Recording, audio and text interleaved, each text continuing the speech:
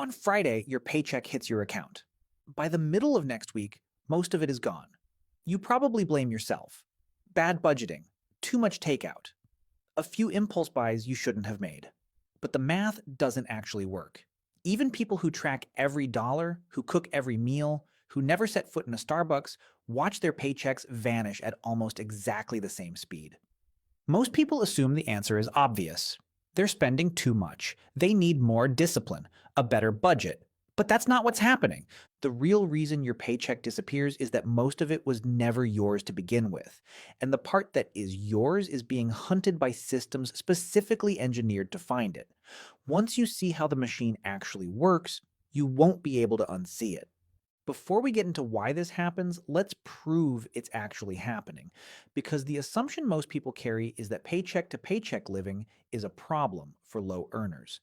People with bad jobs, people who never got their break. That's not what the data shows. According to a 2025 Goldman Sachs retirement survey, 40% of Americans earning over $300,000 a year still describe themselves as living paycheck to paycheck. A separate analysis from PYMTAS found that as of January 2025, half of all high-income earners, defined as those making over $100,000 annually, are in the same position. The phenomenon doesn't get smaller as income grows. It just gets quieter. Meet Tyler. He's 34, works as a marketing manager at a mid-sized tech company, and earns $142,000 a year. His parents raised 3 kids on a combined income of about $65,000 in today's money. They owned a house by their early 30s. They took a real vacation every other summer. They retired with savings. Tyler rents. He has no kids. He drives a car he can't really afford. And at the end of every month, his savings account looks exactly the same as it did at the beginning. The math should work. He earns more than double what his parents did at the same age. But it doesn't work, and Tyler can't figure out why. So where is Tyler's money actually going? And why does it disappear at almost the same speed whether he earns $60,000 or $145,000? The answer starts with a number Tyler has never actually seen. Tyler thinks his paycheck is $4,100 every 2 weeks. That's the number that hits his account every other Friday. That's the number he uses to think about his finances. His actual gross pay is closer to $5,460. Federal income tax takes a chunk. State tax takes another. Social Security and Medicare take their share. Then comes his health insurance premium, dental, vision, his 401k contribution, his HSA. By the time the deposit lands, roughly a quarter of what he earned has already been removed. Tyler never saw it. He never made a decision about it. He just sees the number that's left. But that's only the first deduction layer. The moment Tyler's paycheck lands on Friday morning, a second wave of automatic transfers fires. Rent autopay, car payment, auto insurance, renter's insurance, electric bill, gas, internet, phone, 3 streaming services, the gym, a cloud storage subscription he forgot about, a productivity app he signed up for last year, a meal kit he hasn't used in 2 months. By the time Tyler actually opens his banking app on Saturday morning to see what he has, 71% of what he earned has already been claimed. He didn't budget any of it. He didn't decide any of it. The system pulled it out before he ever had a chance to look. And here's where it gets interesting. According to the 2024 Bureau of Labor Statistics Consumer Expenditure Survey, the average household spends 33% of their total expenditures on housing, 17% on transportation, 13% on food, 12.5% on insurance and pensions, and 8% on healthcare, added up. That's about 84% of total household spending locked into a handful of categories that almost nobody actively manages on a daily basis. So the discipline question, the one Tyler asks himself every month, isn't being applied to his paycheck.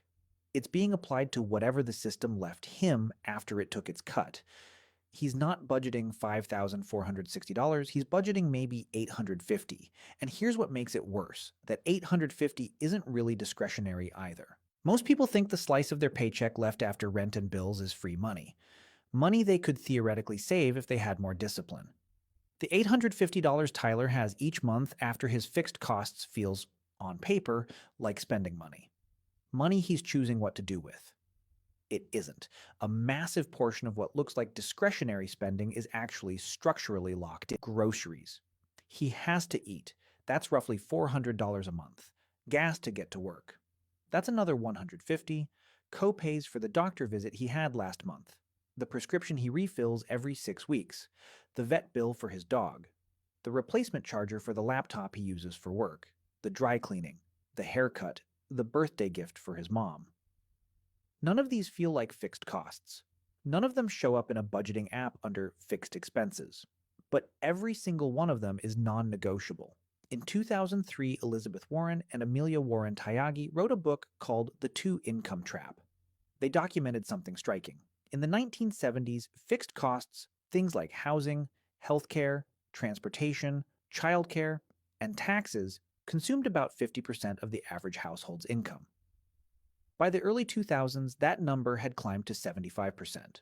Today, depending on how you measure it, the figure is closer to 80%.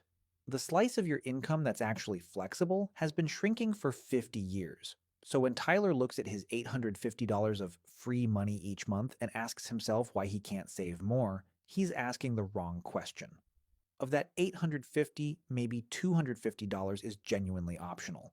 The rest is fixed cost wearing a flexible costs mask. It looks like a choice. It functions like a bill. This is why budgeting apps don't work. They sort everything into wants versus needs. But in modern life, most of what looks like a want is a need in disguise. The framework itself is broken. Tyler isn't failing at budgeting. He's been handed a problem that can't be solved by the tools he was given. So Tyler's actual room to maneuver isn't $5,460. It's not $850, it's about $250 a month. And that $250 is exactly what the next system is designed to find. Here's where the second part of the answer comes in. The part that explains why the system doesn't just take from you, it tracks you. Prices and product tiers in modern life are not engineered to provide proportional value for what you pay. They're engineered to capture income increases. The bigger your paycheck gets, the bigger the bills get. And it happens automatically, without anyone making the connection visible. Look at rent. Large landlords across the United States increasingly use pricing software that calculates the maximum your local income bracket can pay. The software doesn't ask what the apartment is worth, it asks what you can be made to pay. When local incomes rise, the algorithm raises rents. Your raise becomes their revenue. Look at subscriptions. According to a 2024 study by C+R Research, the average American spends $219 a month on subscription services. The average person estimates they spend $86. That's a 2.5 times perception gap on something happening every month in their own bank account. 8 active subscriptions for the average person, 12 for many households, each one priced just low enough to feel insignificant. 9.99 for one, 14.99 for another, 19.99 for the third. Individually rational. Collectively, almost $2,628 a year on autopilot, mostly forgotten. Look at car payments. According to Experian's State of the Automotive Finance Market report from the fourth quarter of 2025, the average new car payment in the United States is now $767 a month. Almost 19% of new car loans now have monthly payments over $1,000. The average new car loan term is now nearly 69 months, and almost 32% of new loans extend beyond 73 months. The system has been engineered to absorb middle income raises by stretching loan terms longer and longer until the monthly payment fits whatever you're now earning. Look at health insurance. Premium contributions at most large employers are tied to salary bands. The more you make, the more you contribute. A raise often comes with a quiet, unannounced increase in what comes out of your paycheck for the same coverage. Now think back to Tyler. The last time he got a raise, an extra $8,000 a year, his free $250 a month, didn't grow. It got found. His rent renewal came in $90 higher. His car insurance ticked up. His phone plan was upgraded, without him asking. 2 new subscriptions appeared in the months after his raise, both for things he genuinely needed at the time. By the end of the year, the raise was gone, not spent on anything he could remember, just absorbed. This is the mechanism most people never see. Your bills don't just exist, they search, they find your income, and they grow to match it. And the better the system works, the less you notice it happening. So now Tyler understands three things. Most of his paycheck was claimed before he saw it. The remainder isn't really his to control. And the small piece that is, the system finds. But there's one more layer, and it's the one that explains why this feels impossible to escape. Every single component of this system is individually small enough to feel rational. That's not an accident. That's the design. $14.99 for a streaming service feels reasonable. A $50 rent increase feels like normal inflation. A $40 phone plan upgrade feels like progress.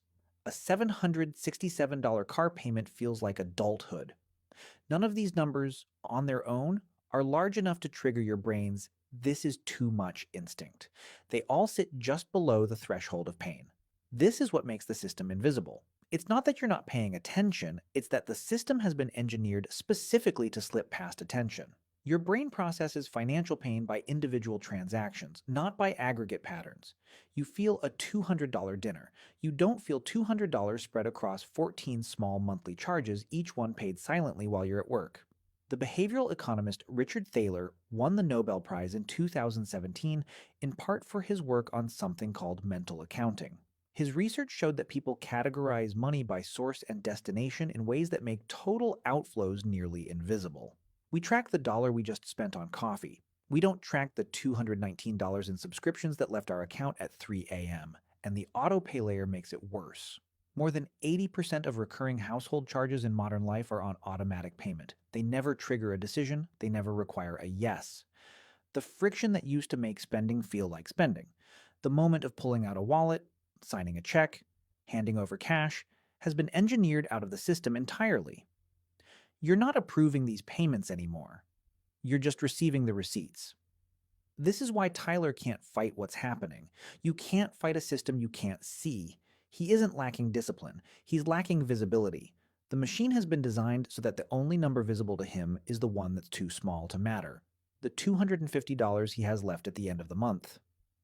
Everything else has been hidden in plain sight, paid silently, while he was looking at the wrong number. Which brings us back to the question we started with.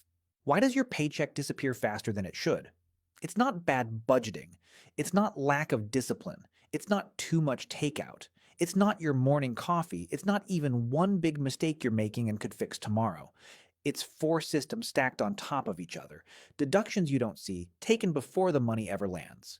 Fixed costs disguised as discretionary, eating most of what's left. Pricing engineered to match your income, hunting whatever margin you build. And fragmentation designed to keep you from ever seeing the total. Each system on its own would be manageable.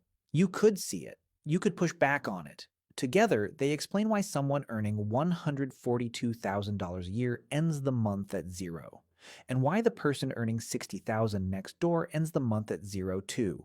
The systems scale. The outcome doesn't change. The question isn't, why can't I save more? The question is, how much of my paycheck was ever really mine to manage? For most people, the honest answer is, a lot less than they think. So what do you actually do about this? Three things.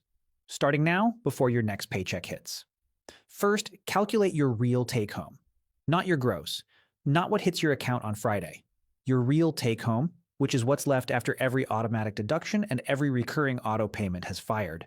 That's your actual operating budget. Most people are budgeting a number that's 3 or 4 times higher than the one they actually control. Once you see the real number, you can stop blaming yourself for failing to manage money you never had. Second, audit every single recurring charge on your accounts, not the obvious ones, all of them. Pull up the last 3 months of statements and write down every charge that repeats. Then, for each one, ask whether you'd actively choose to pay it again today, knowing what you know now. Most people find at least 3 charges they forgot about, and at least 2 more they'd cancel if they had to make the decision again. That alone often frees up $50 to $100 a month that the system was quietly taking. Third, and this is the most important one, the next time you get a raise, a bonus, or any kind of unexpected money, do not let it touch your lifestyle for 90 days. Every dollar that lands in your account during that window goes to investing or savings before the system finds it. Because the system will find it. The only way to keep a raise is to move it out of reach before the rent renewal, the subscription upgrade, and the new car payment all show up to claim it. Your paycheck isn't disappearing, it's being collected, and the only way to keep it is to see the machine before it sees you.